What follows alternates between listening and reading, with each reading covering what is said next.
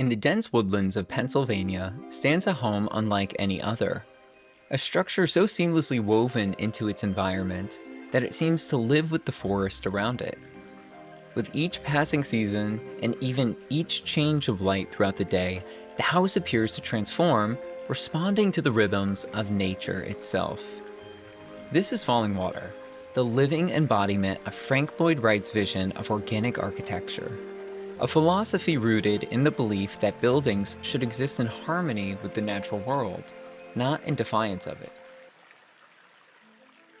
Hi, I'm Billy from BMH Preservation, and if you're a fan of history and exploration, then you're in the right place. Please subscribe and turn on post notifications to join us as we dive deep into the hidden histories of the world's most fascinating properties. From grand estates with scandalous past, to humble homes that once bore witness to extraordinary events. In the 1930s, the Kaufmann family owned Pittsburgh's largest department store and used their wealth to acquire 1,600 secluded acres in Pennsylvania's Laurel Highlands.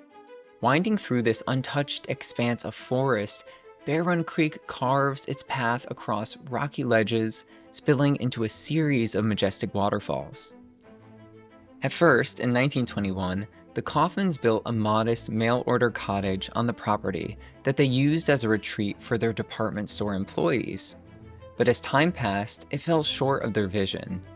The cabin lacked modern comforts, sat too close to the road, and most importantly offered no real view of the waterfalls that they cherished. Then, in 1932, their son Edgar Kaufmann Jr. discovered the autobiography of Frank Lloyd Wright. Captivated by Wright's bold ideas and reverence for nature, Edgar applied to study under the legendary architect at his apprenticeship program. For 6 transformative months, Edgar immersed himself in Wright's world, and through him, so did his parents. By the time Edgar J. Kaufmann Sr. commissioned Frank Lloyd Wright to design his secluded mountain retreat, Wright's once celebrated career was in decline. A string of personal and professional setbacks had left the architect largely forgotten. But Wright's revolutionary vision of organic architecture was about to change everything. Over the next few months, ideas began to stir, yet no sketches had been made. Then, on September 22, 1935, Kaufmann surprised Wright with a phone call stating that he would be arriving to pay him a visit within a few hours to review the design progress. Wright calmly replied, "Sure, we'll see you then," despite not having drawn a single line. For the next 2 hours, Wright and his apprentices sketched feverishly. By the time Kaufmann arrived, the design was not only complete, it was groundbreaking. Wright called it Fallingwater. Kaufmann was stunned and partially upset when he saw this. He said, "I thought you would place the house near the waterfall, not over it." To which Wright replied, "I want you to live with the waterfall, not just look at it, but let it become an integral part of your lives." What emerged was a home perched boldly on top a rocky ledge, directly above Bear Run Waterfall, its cascading sound forever echoing through the house like a living instrument. Construction began in 1936, and it wasn't long until the bold 3-tier cantilevers made of reinforced concrete started to jut dramatically over the stream, anchored into the natural rock. These horizontal forms mirror the stone ledges of the surrounding terrain, creating the illusion that the house floats effortlessly above the water. Balconies extend from the main living spaces, inviting the outside in and allowing residents to feel fully immersed in the forest. The walls, made of stacked shale, quarried on site, blend seamlessly with the landscape, making the house feel not built on the land, but part of it. Inside Fallingwater, the floors are made of polished flagstone, meant to evoke the smooth bed of a river. One of the most striking features of the home is its ribbon windows and cornerless glass. Horizontal panes wrap around the rooms, often eliminating the need for corner supports. The result is uninterrupted panoramic views of the forest, turning the landscape outside into a vast living mural. It blurs the line between inside and out, while flooding the home with natural light from multiple angles.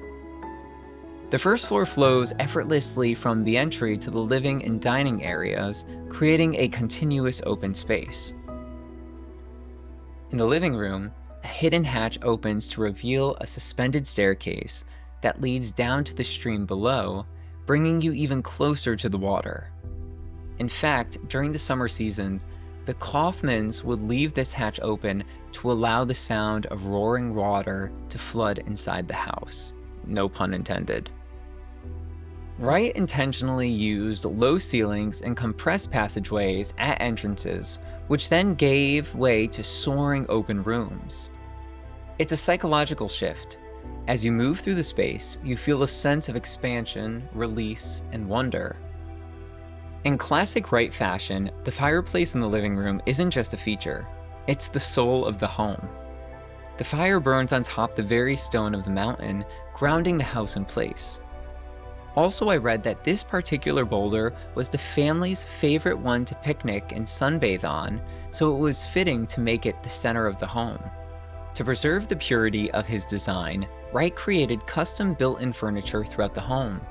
From sculpted shelves to fitted couches, every piece is integrated, reducing clutter and ensuring everything aligns with the architecture itself. Even the colors are deliberate. Wright chose ochre for the concrete. The steel was painted Cherokee red, reminiscent of the iron-rich rocks in the region. His intention was clear. The house should not compete with nature, but age with it, settle into it, and ultimately disappear into the landscape. Fallingwater was completed in 1937, and just 1 year later, it graced the cover of Times Magazine in 1938, instantly becoming an American architectural icon. That same year, Frank Lloyd Wright returned to design additional guest quarters, servant quarters, and a garage that was nestled into the upper hillside above the main house and connected by a covered walkway. Overall, building Fallingwater was originally estimated to cost $35,000 and ended up ballooning to over $155,000, the equivalent to over $3 million today. This included the cost of construction, the built-ins, the furnishings, and of course the architect's fees. For the next 26 years, Fallingwater remained the Kaufmann's cherished weekend retreat where they enjoyed the beautiful home. While the house looked like a piece of art, it also came with structural instability and leaking roofs. On one stormy night in particular, the Kaufmanns reported that they had to use 17 buckets to catch the water that was dripping in from the roof, a direct result from the masonry forms being installed incorrectly. According to an article from the New York Times, it read, "In 1936, engineers warned that the house would collapse, but in 1955, Mr. Kaufmann had yearly inspection of the structure stopped, confident that all was well. The test of the house, however, still was ahead. A few summers later, a freak storm suddenly engulfed the house in a sudden and torrential flood. Mr. Kaufmann said, quote, water rose above the living room floor, and although the terrace doors kept most of it out, the bridge to the guest wing proved far more leaky. In 1963, Mr. Edgar Kaufmann Jr. made the remarkable decision to donate the house along with 1,543 acres of surrounding land to the Western Pennsylvania Conservancy. The following year, Fallingwater officially opened its doors to the public, and since then, over 5 million visitors have walked its halls. In fact, you can even see much of the original furnishings and artwork that still remain just as they were, frozen in time. Knowing the home's significance, Edgar Jr. made the remarkable decision to donate Fallingwater and its surrounding land while he was still alive to ensure its preservation for future generations. As he put it, I keep seeing buildings go wrong. I can arrange for its proper preservation and ease the transition better now than after I'm gone. His foresight couldn't have come at a more critical time. Exposed to the elements and the constant humidity of the water below, Fallingwater had begun to show troubling signs of deterioration. Built from stone, concrete, steel, glass, and wood, materials that reflected Wright's passion for organic architecture, also were the same elements that were slowly being worn down by nature. Most alarming of all were the iconic cantilever terraces. These bold, tray-like structures expanding from the living room and upper floors over time began to sag, sinking nearly 7 inches, threatening the very stability of the home. Thankfully, the Western Pennsylvania Conservancy initiated a meticulous analysis of the home's structure and original construction. Through their careful research, they developed plans to stabilize and restore this masterpiece. In fact, preserving Fallingwater has been a continuous effort, a delicate balance between innovation and conservation, all to ensure that future generations can experience the magic of this one-of-a-kind home. If you've enjoyed this video and want to see more stories like this, please don't forget to like, subscribe, and comment, since it truly does help support the channel and keeps these deep dive videos coming your way. And also, I'd love to hear from you and see, are there any other Frank Lloyd Wright properties that you'd like me to cover, or any that you visited personally, and what your thoughts were on those properties? Please drop your suggestions in the comments, and who knows, your pick might be the next episode that I do. So thanks so much for watching, and I will see you on the next one. Bye.